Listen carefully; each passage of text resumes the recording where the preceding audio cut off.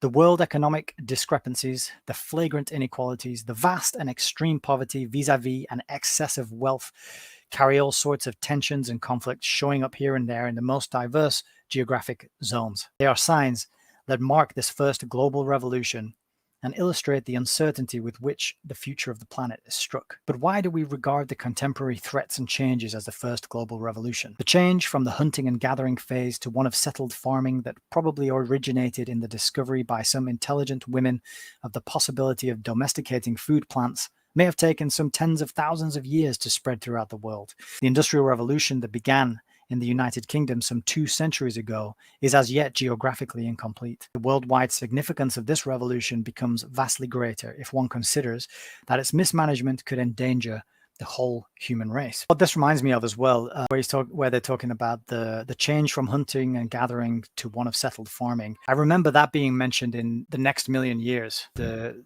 Next Million Years, Charles Galton Darwin, and I'm sure he talked about that as a revolution, or maybe he didn't use the word revolution, but he used it as some sort of leap of progress, some step change, right?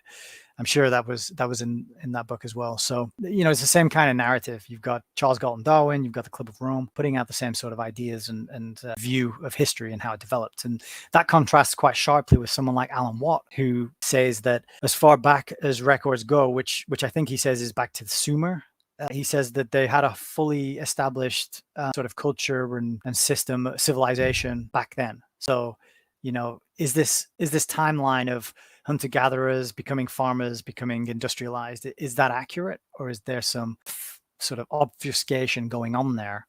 And actually the technologies and the knowledge has been around longer and passed around and hidden by various forces. These are the kind of questions that pop up in my mind when I'm reading this sweeping account of our history.